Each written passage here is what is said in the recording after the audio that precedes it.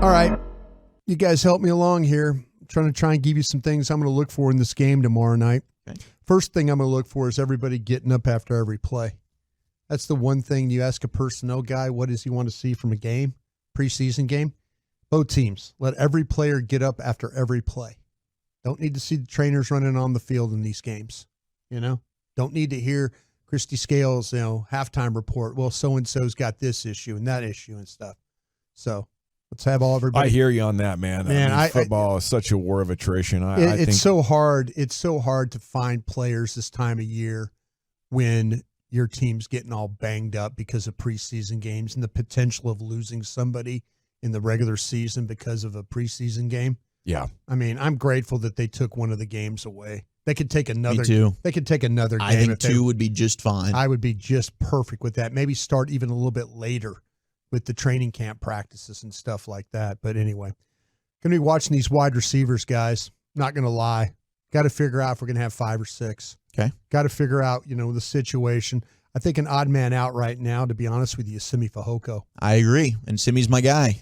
But let's see if, they're trying to give Turpin the opportunity to shine, to see if he could be an everyday type receiver. Tolbert's had some really good practices. As a matter of fact, yesterday, one of his better practices.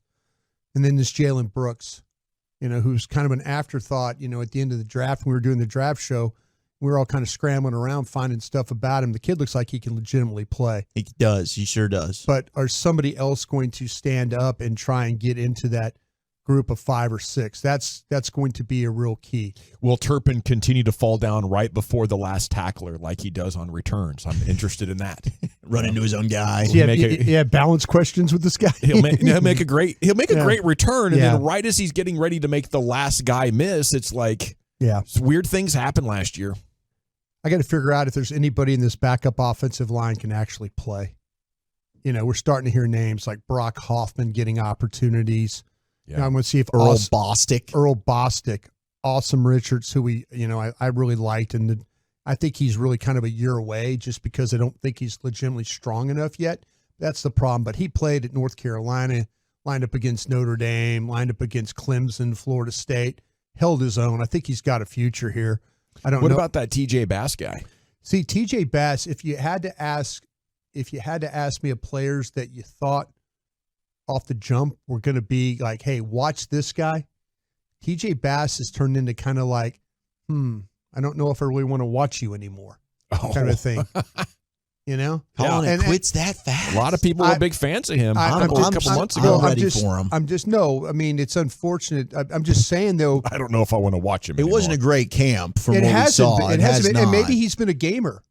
But his film is a lot better than he's shown. Yes, and he's also going up against one of the better defensive lines in the league. That's what I'm hopeful for all these guys right now, but I kind of understand what Josh Ball is. Yeah. I felt like that Matt Waletzko was going to have a little bit better run at it. I really haven't seen that from him.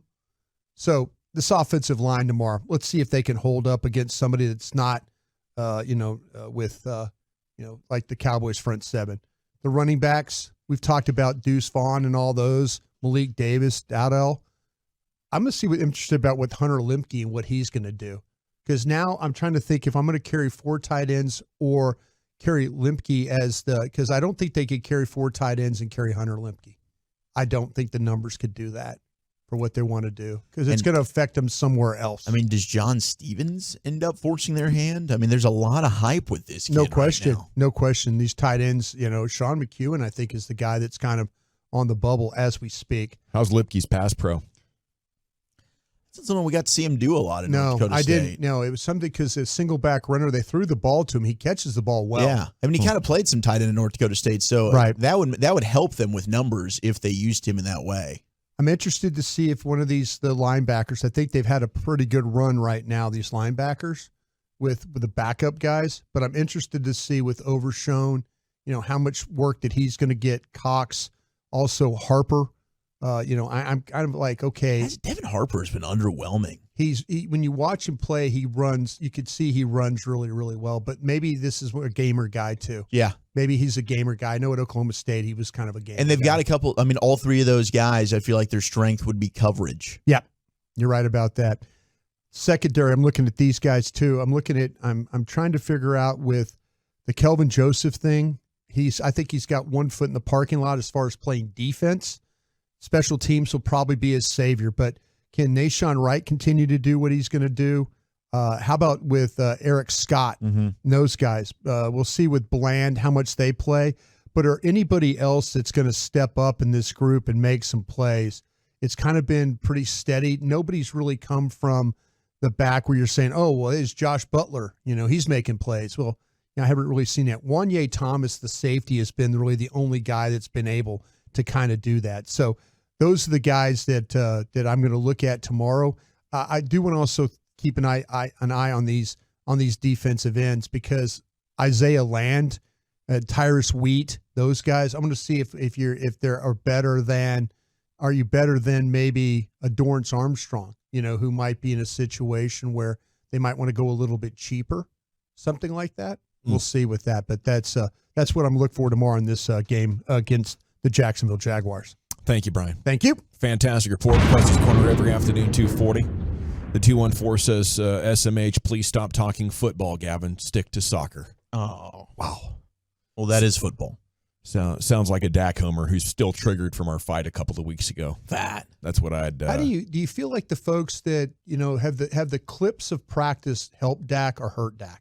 Can we talk about that? I think they've mostly hurt Dak. Sometime. I mean, most of the clips coming out are the interceptions. Yeah. I got my cousin from New York calling me talking about, hey, so your quarterback is throwing interceptions in practice, huh? And that's Caesar's looking up. That is so unfortunate right now. It is. He's done a lot of good. There have been some good days about their watching practice, but man, I think these clips are kind of making him look at not as good or not as a good a light.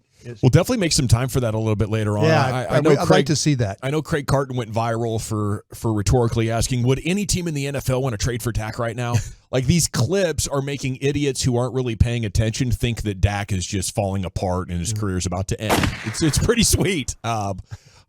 Because they're foolishly making idiots of themselves on a daily basis. I thought you said pretty sweet in a way of like it's pretty sweet that Dak's looking bad in these clips. Is that what you're saying? No. Hey, Dak plays better when he's ticked off. I hope he's listening to all of this. No, I have clarity on Dak. I know he's pretty dang good. The team just asks him to be too much. That's my problem. And people that get triggered by honesty about Dak think that's hating on him. I'm like, what are you talking about? Say Dak's on a top 5 guy. You and I are riding in the same car. I'm trying to be fair to the guy, and there's times where I just personally don't feel like he sees the field as well as he needs. That's fair. I think that's his biggest issue. Yeah. That's his biggest issue. If you give him time, then he can turn down those throws where he's not sure and look elsewhere for wide open players like he did in 2016, his best efficiency season so far.